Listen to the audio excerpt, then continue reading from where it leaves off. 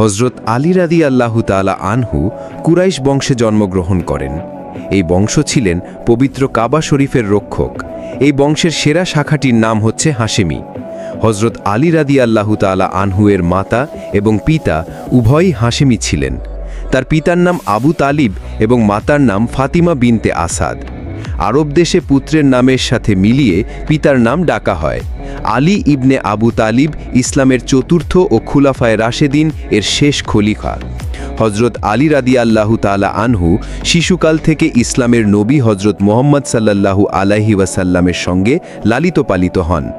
ইসলামের ইতিহাসে তিনি পুরুষদের মধ্যে সর্বপ্রথম যিনি নবী মুহাম্মদ সাল্লাল্লাহু আলাইহি ওয়াসাল্লামের সাথে নামাজ আদায় করতেন। বালকদের মধ্যে এবং পুরুষদের তিনি সর্বপ্রথম নবুয়াতের ডাকে সাড়া দিয়ে মাত্র 10 বছর বয়সেই ইসলাম গ্রহণ করেন। তিনি ছিলেন একজন অকুত ভয়যোদ্ধা। বদর যুদ্ধে বিশেষ বীরত্বের জন্য হজরত মুহাম্মদ সাল্লাল্লাহু আলাইহি ওয়াসাল্লাম তাকে জুলফিকার নামক তরবারি উপহার দিয়েছিলেন। খাইবারের সুরক্ষিত কামুজ দুর্গ জয় করলে মহানবী তাকে আসাদুল্লাহ বা আল্লাহর সিংহ উপাধি দেন। তিনি খুলাফায়ে রাশেদিনের একজন। আলী ইবনে আবি তালিবকে ইসলামে চতুর্থ খুলাফায়ে রাশেদিন ইবনে মুলজিম নামে একজন খারেজি 661 সালের 26শে জানুয়ারিতে বর্তমান ইরাকে অবস্থিত কুফার শাহী মসজিদে হত্যা করেন। 661 সালের 26শে জানুয়ারি ইবনে মুজলিম বিষাক্ত বিষে মাখা একটি তলোয়ার দিয়ে হজরত আলী রাদিয়াল্লাহু তাআলা আনহুয়ের মাথায় আঘাত করেন এবং এই আঘাতের কারণেই ঘটনার 2 দিন পর 28শে জানুয়ারি 62 বা 63 বছর বয়সে হজরত আলী রাদিয়াল্লাহু তাআলা আনহু শাহাদাত বরণ করেন। হজরত ওমর এবং হজরত ওসমানের পর তৃতীয় খলিফা হিসেবে তিনি হত্যাকাণ্ডের শিকার হন। 65 সালে হজরত ওসমানের হত্যাকাণ্ডের পর হজরত আলী রাদিয়াল্লাহু তাআলা আনহু খলিফা হিসেবে নিযুক্ত পান। খলিফা হিসেবে নিযুক্ত হওয়ার পর থেকেই মুয়াবিয়া সহ বিভিন্ন গোত্র তার বিরোধিতা করতে থাকে। ইসলামী শাসনের প্রাথমিক পর্যায়ে প্রথম ফিতনা নামে একটি সামরিক যুদ্ধ সংগঠিত হয়, যা খোলাফায়ে রাশেদিনদের শাসনের ইতি ঘটায় এবং উমাইয়া শাসনের গোড়াপত্তন ঘটায়। 65 সালে খলিফা ওসমান ইবনে আফফানের হত্যাকাণ্ডের পর এটি শুরু হয় এবং হজরত আলী রাদিয়াল্লাহু তাআলা আনহুয়ের খেলাফতের 4 বছর কাল ধরে যুদ্ধটি চলতে থাকে। সিফফিনের যুদ্ধে হজরত আলী রাদিয়াল্লাহু তাআলা আনহু মুয়াবিয়ার সাথে মধ্যস্থতা করতে রাজি হলে তার দলের কিছু সৈন্য তার বিরুদ্ধে বিদ্রোহ শুরু করে। পরবর্তীতে তারা হজরত আলী রাদিয়াল্লাহু তাআলা আনহুকে ত্যাগ করেছিল এবং খারেজি নামে পরিচিতি হয়েছিল। তারা হজরত আলী রাদিয়াল্লাহু তাআলা আনহুর কিছু সমর্থককে হত্যা করে। তবে 558 সালের জুলাইয়ে সংঘটিত নাহরাওয়ান যুদ্ধে হজরত আলী রাদিয়াল্লাহু তাআলা আনহুয়ের সৈন্যরা তাদের ধ্বংস করে দেন। ইবনে মুজলাম মক্কায় আল-বুরাক ইবনে আবদ আল্লাহ এবং আমর ইবনে বকর আল তামিমি নামক অন্য 2 জন খারেজির সাথে সাক্ষাৎ করেন এবং তারা এই সিদ্ধান্তে উপনীত হন যে মুসলমানদের দুর্দশার জন্য আলী, মুয়াবিয়া এবং আমর ইবনে আসই মিশরের শাসনকর্তা দায়ী। নাহরাওয়ান যুদ্ধে তাদের সঙ্গীদের মৃত্যুর প্রতিশোধের জন্য এবং সেই সময়কার শোচনীয় অবস্থা নিরসনের জন্য তারা এই 3 জনকে হত্যা করার সিদ্ধান্ত গ্রহণ করে। হজরত আলী রাদিয়াল্লাহু তাআলা আনহুকে হত্যা করার উদ্দেশ্যে ইবনে মুলজাম কুফার পথে রওনা হন। সেখানে তিনি এক মহিলার প্রেমে পড়েন, যার পিতা এবং ভাই নাহরাওয়ান যুদ্ধে মৃত্যুবরণ করেন। মহিলাটি এই শর্তে বিয়ে করতে রাজি হয়, যদি সে হজরত আলী রাদিয়াল্লাহু তাআলা আনহুকে হত্যা করতে পারে তাহলেই সে ইবনে মুজলামকে বিয়ে করবে। ফলশ্রুতি কুফা শাহী মসজিদে ইবনে মুজলাম হজরত আলী রাদিয়াল্লাহু তাআলা আনহুকে ছুরিকাঘাত করেন। হজরত আলী রাদিয়াল্লাহু তাআলা আনহুয়ের শাহাদাতের পর হাসান ইবনে আলী ইবনে মুজলামকে মৃত্যুদণ্ড প্রদান করেন।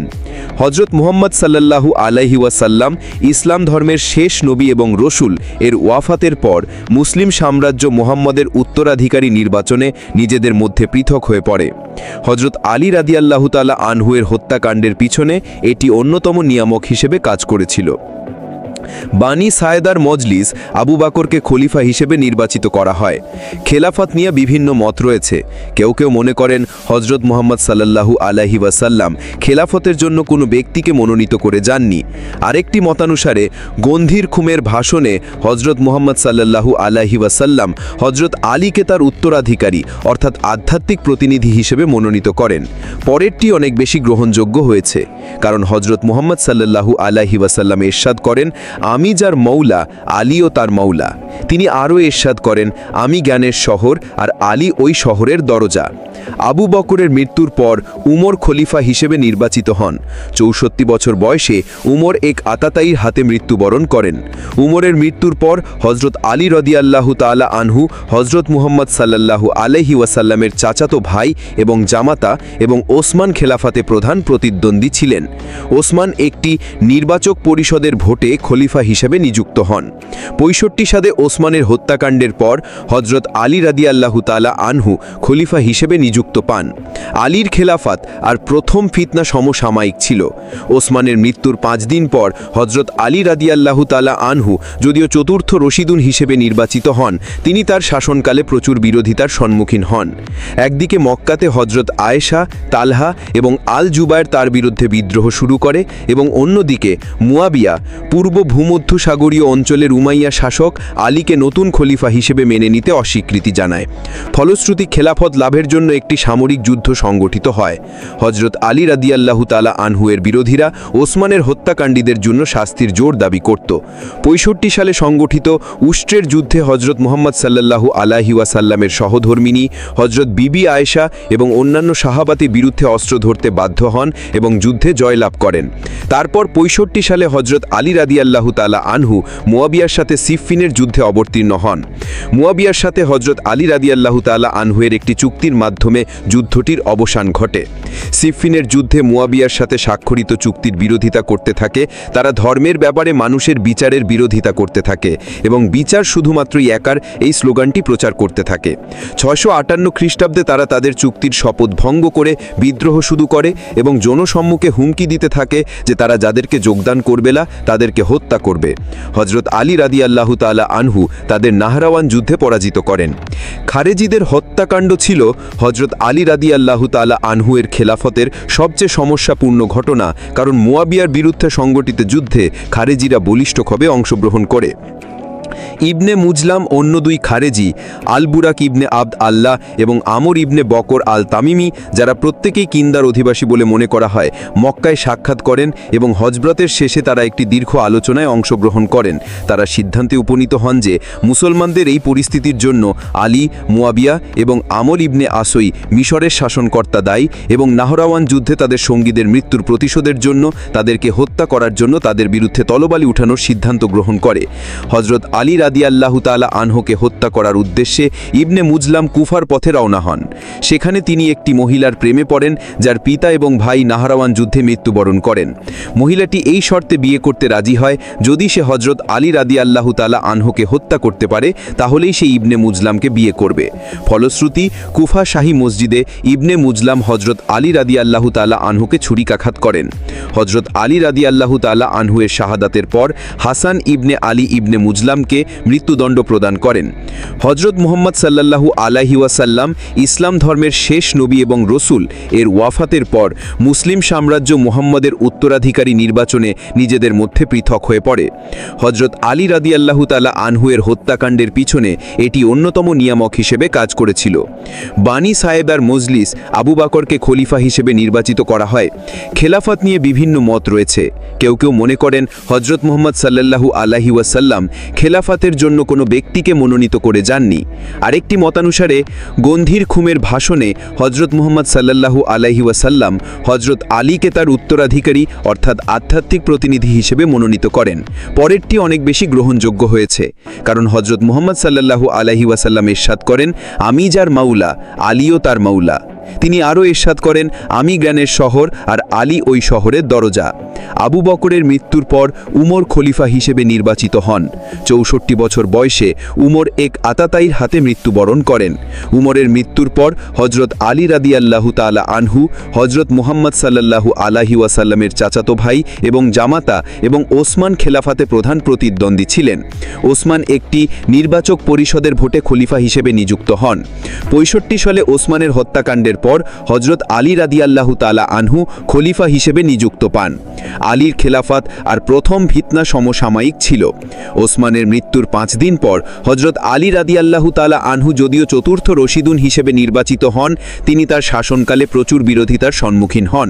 একদিকে মক্কাতে হজরত আয়েশা, তালহা এবং আল জুবায়ের তার বিরুদ্ধে বিদ্রোহ শুরু করে এবং অন্যদিকে মুয়াবিয়া পূর্ব ভূমধ্যসাগরীয় অঞ্চলের উমাইয়া শাসক আলীকে নতুন খলিফা হিসেবে মেনে নিতে অস্বীকৃতি জানায়। ফলশ্রুতি খেলাফত লাভের জন্য একটি সামরিক যুদ্ধ সংগঠিত হয়। হজরত আলী রাদিয়াল্লাহু তাআলা আনহুয়ের বিরোধীরা ওসমানের হত্যাকাণ্ডীদের জন্য শাস্তির জোর দাবি করত। 65 সালে সংগঠিত উস্টের যুদ্ধে হজরত মুহাম্মদ সাল্লাল্লাহু আলাইহি ওয়াসাল্লামের সহধর্মিনী হজরত বিবি আয়েশা এবং অন্যান্য সাহাবাদের বিরুদ্ধে অস্ত্র ধরতে বাধ্য হন এবং যুদ্ধে জয়লাভ করেন। তারপর 65 সালে হজরত আলী রাদিয়াল্লাহু তাআলা আনহু মুয়াবিয়ার সাথে সিফফিনের যুদ্ধে অবতীর্ণ হন। মুয়াবিয়ার সাথে হজরত আলী রাদিয়াল্লাহু তাআলা আনহুয়ের একটি চুক্তির মাধ্যমে যুদ্ধটির অবসান ঘটে। সিফফিনের যুদ্ধে মুয়াবিয়ার সাথে স্বাক্ষরিত চুক্তির বিরোধিতা করতে থাকে। তারা ধর্মের ব্যাপারে মানুষের বিচারের বিরোধিতা করতে থাকে এবং বিচার শুধুমাত্রই একার এই স্লোগানটি প্রচার করতে থাকে। 658 খ্রিস্টাব্দে তারা তাদের চুক্তির শপথ ভঙ্গ করে বিদ্রোহ শুরু করে এবং জনসম্মুখে হুমকি দিতে থাকে যে তারা যাদেরকে যোগদান করবে না তাদেরকে হত্যা করবে। হজরত আলী রাদিয়াল্লাহু তাআলা আনহু তাদের নাহরাওয়ান যুদ্ধে পরাজিত করেন। খারেজিদের হত্যাকাণ্ড ছিল হজরত আলী রাদিয়াল্লাহু তাআলা আনহুর খেলাফতের সবচেয়ে সমস্যাপূর্ণ ঘটনা, কারণ মুয়াবিয়ার বিরুদ্ধে সংঘটিত যুদ্ধে খারেজিরা বলিষ্ঠভাবে অংশগ্রহণ করে। ইবনে মুজলাম অন্য 2 খারেজি আল বুরাক ইবনে আবদাল্লাহ এবং আমার ইবনে বাকার আল তামিমি, যারা প্রত্যেকেই কিন্দার অলিবাসী ছিলেন বলে মনে করা হয়, মক্কায় সাক্ষাৎ করেন এবং হজ ব্রতের শেষে তারা একটি দীর্ঘ আলোচনায় অংশগ্রহণ করেন। তারা এই সিদ্ধান্তে উপনীত হন যে মুসলিম সাম্রাজ্যের এই পরিস্থিতির জন্য হজরত আলী রাদিয়াল্লাহু তাআলা আনহু, মুয়াবিয়া এবং আমার ইবনে আসআই মিশরের শাসনকর্তা দায়ী এবং নহরমান যুদ্ধে তাদের সঙ্গীদের মৃত্যুর প্রতিশোধ হিসেবে তাদেরকে হত্যা করার জন্য তাদের বিরুদ্ধে তলোয়ার উঠানোর সিদ্ধান্ত গ্রহণ করে। তারা হত্যাকাণ্ডের জন্য তারিখ নির্ধারণ করেন এবং পছন্দ অনুযায়ী প্রত্যেকে তাদের শত্রুকে বেছে নেয়। আলী ইবনে আবি তালিবকে ইবনে মুলজাম নামে একজন খারেজি 661 সালের 26 জানুয়ারিতে বর্তমান ইরাকে অবস্থিত কুফার শাহী মসজিদে হত্যা করেন। ইবনে মুজলাম পিতার বংশের দিক থেকে হিমিয়ার রাজ্যের অধিবাসী ছিলেন, কিন্তু তার মায়ের বংশের জন্য তাকে মুরাদ হিসেবে গণ্য করা হতো এবং কিন্দাহের বনি জবালের সাথে তার সম্পর্ক ছিল। নহরওয়ানের যুদ্ধে নিহত খারেজি নেতাদের হত্যার প্রতিশোধ নেওয়ার জন্য হজরত আলী রাদিয়াল্লাহু তাআলা আনহুকে হত্যার উদ্দেশ্যে মুজলাম কুফায় প্রবেশ করেছিল। কুফায় তায়েম আল রিবাব উপজাতির একদল তার উপর আক্রমণ চালায়, যারা নহরওয়ানের যুদ্ধে নিহত তাদের উপজাতির 10 সদস্যের জন্য আহাজারি করছিল। তাদের মধ্যে এক নারীর নাম ছিল কুত্তাম। হজরত আলী রাদিয়াল্লাহু তাআলা আনহু আল সাল্লাবি নামে এক খ্রিস্টান যাজকের মতে কুত্তামকে দেখার সাথে সাথে মুলজাম হিতাহিত জ্ঞান হারিয়ে ফেলে এবং কুফায় তার আগমনের মূল কারণ ভুলে যায় এবং সে তাকে বিবাহের প্রস্তাব দিয়ে দেয়। কুত্তাম বলল যে সে তাকে বিবাহ করতে পারে যদি সে তাকে যৌতুক হিসেবে 3000 বিনার মুদ্রা বিশেষ, আরেকটি কুঁড়েঘর ও একজন পুরুষ দাস দিতে পারে এবং হজরত আলী রাদিয়াল্লাহু তাআলা আনহুকে হত্যা করতে পারে। কুত্তাম আলীর ওপর প্রতিশোধ নিতে চেয়েছিল, কারণ নহরওয়ানের যুদ্ধে হজরত আলী রাদিয়াল্লাহু তাআলা আনহুর সৈন্যবাহিনী তার পিতা এবং ভাইকে হত্যা করেছিল। মুজলাম হজরত আলী রাদিয়াল্লাহু তাআলা আনহুর হত্যাকাণ্ডে তাকে সহযোগিতা করার জন্য শুয়াইব নামে এক ব্যক্তিকে প্ররোচিত করেছিলেন। শুয়াইবের পাশাপাশি শাবিব ইবনে বুজরা, ওয়ারদান ইবনে মুজালিদ মুজলামের সহযোগী হিসেবে কাজ করেছিলেন। ষড়যন্ত্রকারীরা হজরত আলী রাদিয়াল্লাহু তাআলা আনহু যে দরজা দিয়ে প্রবেশ করতে পারেন তার বিপরীত দিকে নিজেদের অবস্থান নিয়েছিলেন। শুক্রবার 17 বা 19 রমজান হজরত আলী রাদিয়াল্লাহু তাআলা আনহু ফজরের সালাত আদায় করার উদ্দেশ্যে কুফা মসজিদে প্রবেশ করেন। হজরত আলী রাদিয়াল্লাহু তাআলা আনহু সালাত আদায়রত অবস্থায় সালাতের অংশ হিসেবে সূরা আল আনবিয়া পড়া শেষ করলেন। যখন তিনি মসজিদে প্রবেশ করছিলেন তখন ইবনে মুজলাম 20 মাখা তলোয়ার দিয়ে হজরত আলী রাদিয়াল্লাহু তাআলা আনহুর মাথায় আঘাত করল। শাবিবের তলোয়ার হজরত আলী রাদিয়াল্লাহু তাআলা আনহুকে আঘাত করতে পারেনি এবং এর পরিবর্তে দরজার কাঠের ফ্রেমে বা ধনুকাকৃতির খিলানে আঘাত করে। সে সেখান থেকে পালিয়ে যায় এবং কিন্দার মূল ফটকের নিকট এসে ধরা পড়ে, কিন্তু অবশেষে সে ভিড়ের মাঝে পালিয়ে যেতে সক্ষম হয়। ওয়ারদান তার বাড়িতে দৌড়ে পালিয়ে যায় এবং সেখানে হত্যাকাণ্ডে তার জড়িত থাকার কথা স্বীকার করলে তার এক আত্মীয় আবদাল্লাহ বিন নাজাবা বিন ওবায়েদ তাকে হত্যা করে। ইবনে মুজলামকে হাশিমি আল মুগলিলরা ইবনে নাউফাল ইবনে আল হারিস বন্দী করেন। আল আশিয়াত কিন্দাল ওত্রের প্রধান ছিলেন। উইলফ্রেড মেডেলংয়ের মতে আলীর শাসনের শেষের দিকে মুয়াবিয়ার প্রতি সে বিশেষভাবে অনুরক্ত হয়ে পড়ে এবং মুয়াবিয়ার বিরুদ্ধে আলীর যুদ্ধ ঘোষণার প্রতি অনীহা প্রকাশের জন্য অর্থ লাভের প্রলোভন দেখানো চিঠিও পান মুয়াবিয়ার পক্ষ থেকে। কিছু কিছু সূত্র দাবিকে এই বলে দোষী করে যে হযরত আলীর হত্যাকাণ্ডের জায়গার ব্যাপারে আল আশিয়াত কায়েস আগে থেকেই জানতেন। আল ইয়াকুবির মতে ইবনে মুজলাম যখন তার তলোয়ার তৈরির প্রস্তুতি নিচ্ছিলেন সেই সময় আল আশিয়াত কায়েস ইবনে মুজলামকে 1 মাসের জন্য তার ঘরে জায়গা দেন। ইবনে সাদের আরেকটি প্রতিবেদনে বলা হয় যে আল আশিয়াত কায়েস ইবনে মুজলামকে পরামর্শ দেওয়ার জন্য সে রাতে মসজিদে অবস্থান করেছিলেন এবং সকাল উদিত হয়েছে বলে হত্যাকাণ্ডের চেষ্টা করার সময়ের সংকেত দিয়েছিলেন। অধিকাংশ সূত্র আশিয়াতের একটি দ্ব্যর্থ ভাষা বর্ণনা করে, যা হলো তোমাদের জন্য সূর্য উদিত হয়েছে, এবং যারা শিয়া অনুসারী তারা এটিকে ইবনে মুজলামের জন্য একটি সুস্পষ্ট উৎসাহ ব্যঞ্জক বাক্য, মুক্তি মুক্তি, তোমাদের জন্য সূর্য উদিত হয়েছে। হত্যাকাণ্ডের পর হুজুর ইবনে আদি তাকে হজরত আলী রাদিয়াল্লাহু তাআলা আনহুর হত্যার জন্য অভিযুক্ত করেন।